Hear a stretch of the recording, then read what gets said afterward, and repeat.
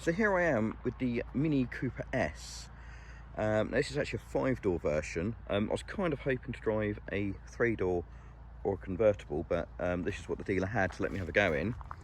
So this is going to be a bit of a review of this model, but mostly the interest in driving this is to compare it to the electric Mini that I drove last week. So I imagine the 5-door must have a slightly longer wheelbase and is probably slightly heavier than the 3-door. I don't mind the 5-door, to be honest. I can see the practicality side of it, and I don't think that's really going to matter for the comparison test. Ooh, not too sure about the rear seats. They feel a little bit upright to me, but I dare say I'd never be riding in the back of one of these really anyhow. But that's kind of by the by.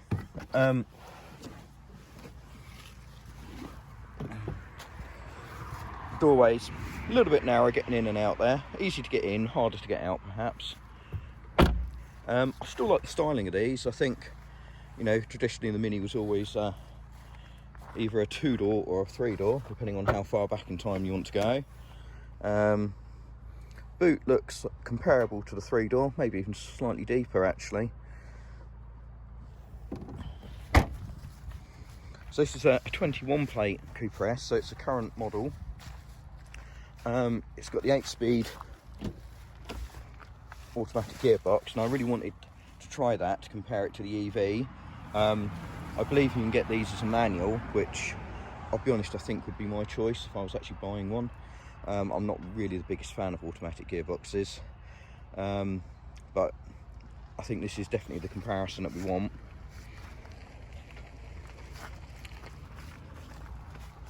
So a few notable changes. We've got traditional gauges rather than the sort of LED binnacle that the EV had. I don't know whether those LED gauges are going to transfer across to all the vehicles or not. The gear lever is fundamentally the same, although obviously this is for a proper gearbox rather than just selecting drive. I don't quite know, the steering wheel in here is different. Just get in. So I quite like the wheel on the electric Mini. A little bit chunky perhaps, but this one, I don't know if it's because it's an S or if it's like a sports one, it's just really uncomfortable here. It just doesn't, there's nowhere really to put your fingers. I don't know if you can kind of see back there, probably not. So your fingers instantly hit. There's just, I don't know. I suppose these bits are meant to be designed to grip hold of, but my hands certainly aren't big enough to make use of these. It's just, it's not a very nice interface compared to the wheel that was on the EV. Also, there seems to be hardly any room between these little paddle shifters and the controls, so when you are driving you've got nowhere for your fingers. They sort of jam into here and then you're hitting stuff all the time. Yeah, not really sure quite what to make of that. You can see that there's only really a finger width gap in there. It's I mean, it's probably only a minor thing, and maybe if you can spec it with a different trim, not have that. Obviously the paddles are going to take some room up. Apart from that, it's kind of familiar in here. I think this is a slightly different spec to the EV I drove. We've got a smaller screen in the middle. But we've got a very familiar switch gear. We've got like the sport and the green button down here, and how you start up the car's the same. I still think they're quite nice inside. You know, everything seems to be nice and well built and solid. The seats, I don't know. Again, I wonder if this is a sports one. I can see it says John Cooper Works there. They look nice, but they hurt my back. I think it's this bit here, these side bolsters. So again, I think if I was considering one, I'd have to look at different seats, or at least a different trim option, because the seats in the EV spec, and that was a level 2, they were really, really good. They were so comfortable. These I don't think are any more supportive, certainly not for road use.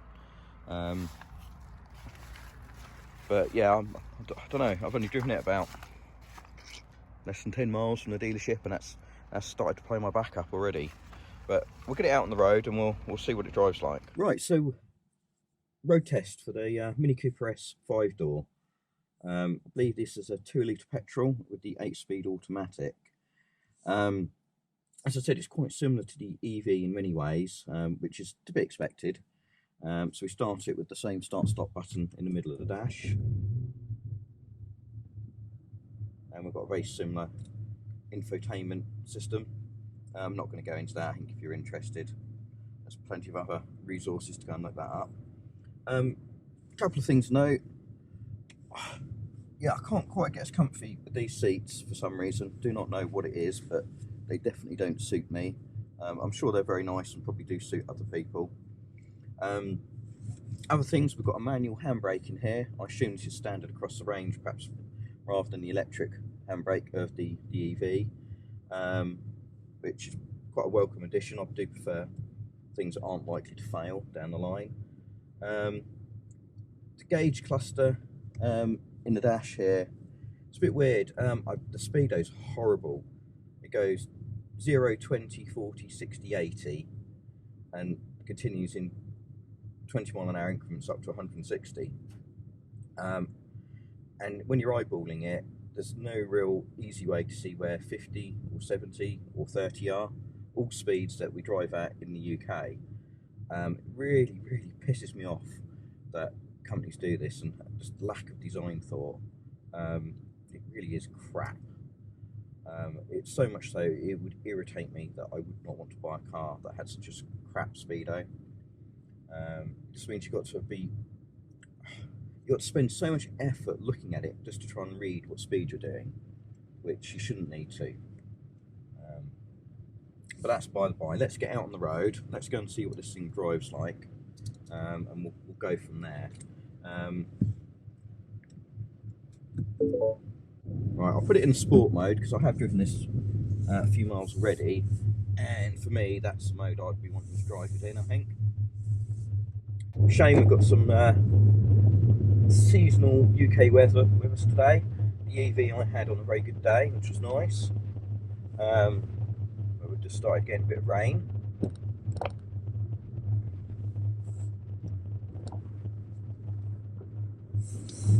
Alright. A bit of wheel spin there. So the EV didn't tend to do that.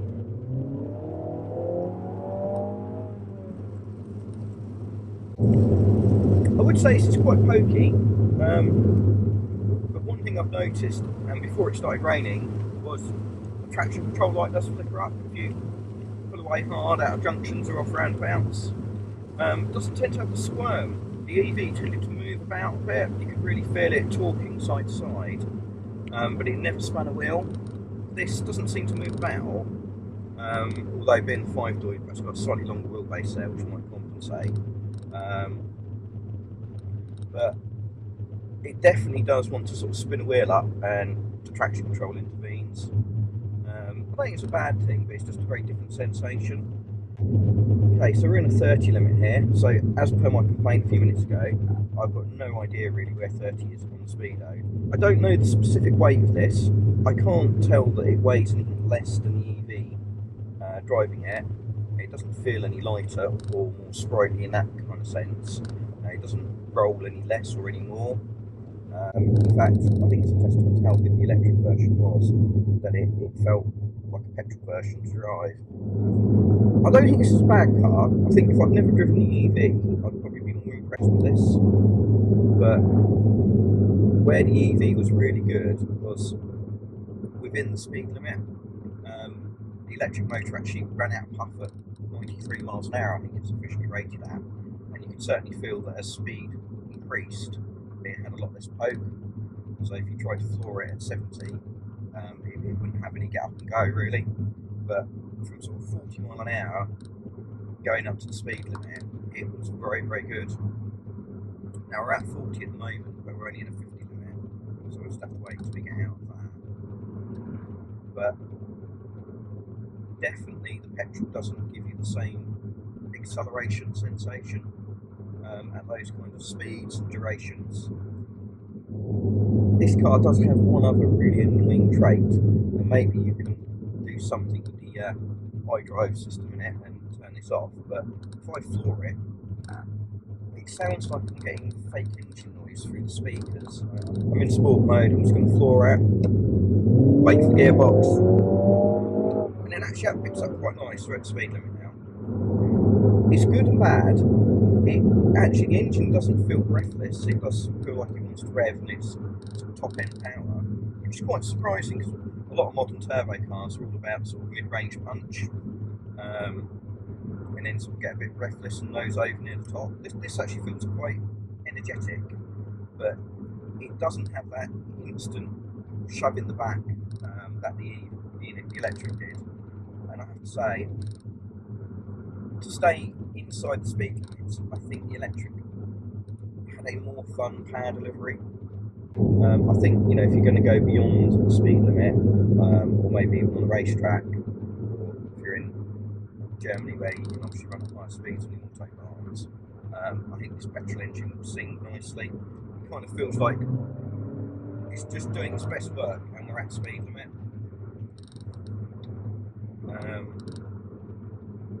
It doesn't feel quite as punchy and zippy as the electric did. And you can hear that awful drone coming from the speakers, or whatever it is. It's not, if it's the engine doing it, it's also not nice. So obviously, unlike the electric version, we don't have any of the regenerative braking in here, so the vehicle does coast quite well. Much more sort of a traditional driving sensation. I wasn't against the regen braking at all. I really quite liked it, although on reflection I do think when you weren't in a sort of village, town, city scape, it was perhaps a little too aggressive on the country roads, that as soon as you lifted off the throttle, you know, it would quite rapidly slow the car down, so you were probably accelerating a lot more often just to try and maintain speed, versus something like this where you would just let it sort of coast, and not actually need to apply throttle to keep the speed going. So it might be a downer on battery usage for that particular scenario for the electric version. It's definitely no slouch, this, but I'll be honest, I thought it would feel quicker. I know on paper it's sort of 7-ish seconds, 0 to 60. Yeah, I was kind of expecting more. Right, here we are, automatic gearbox. I'm going to floor it, wait, go. Speed. Let's try a quick launch. Again, I've got no idea if this is launch control, and these indicators annoy me, but I can feel that I can brake torque it a little bit. So we'll brake torque it and go on 3.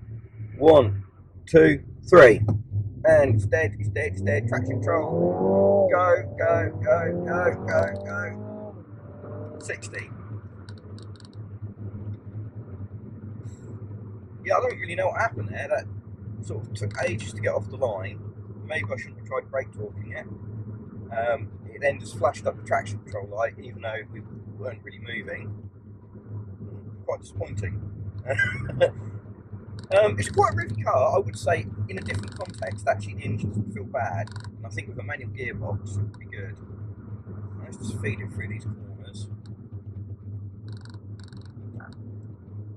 So the throttle being less sensitive and less instant, I would say it's smoother through the corners than the electric version. The electric was, with the regen braking, when you lifted, it really wanted you to slow up and tuck the nose in, and then because it was so sharp at sport mode as well, you could then push the nose wide on the corner, so you had to be a bit more delicate with the electric version. But I don't know, it's not a lot in it. The cornering seems quite comparable. Again, this doesn't really feel particularly lighter. The engine's quite zingy, I would say. Actually, you could learn to like the engine in a different context, but it's just lacking that punch. It seems to be all revs. Unfortunately, to make make the most of it, you would end up at probably illegal speeds. But let's try one more thing with this car. If I move the gear stick over to the left, we've got a semi-quasi manual mode. I don't really get on with these. I don't understand the point of them.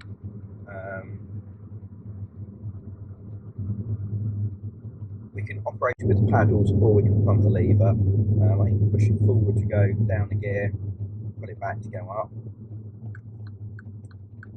We're in a 30 limit. We'll drop it down to second for the corner. We can pump it back up again. Now, I had a smart Roadster many years ago, and you had to pump that to drive it, and I really got on well with that. But here, I'm in like 4. If I floor it now, it's kicked down. And it's like, what the hell? I'm in a manual mode. I selected the gear. I wanted to accelerate in the gear I selected, and it just doesn't. So again, we're now in 5th. This is meant to be a turbocharged engine with lots of torque. I should be able to roll onto the throttle and use the torque. And instead, you get a massive delay, and it's kicked me down to 3rd. This is why I hate automatic gearboxes. Paddles, I don't know, I suppose they're very PlayStation-y. You know, if you're on a racetrack, you can come down here, you can be in 4th, go down to 3rd, go down to 2nd, we can turn in, we can accelerate out. You notice a turbo lag when you're driving it like this. I don't know, I don't really like these paddles.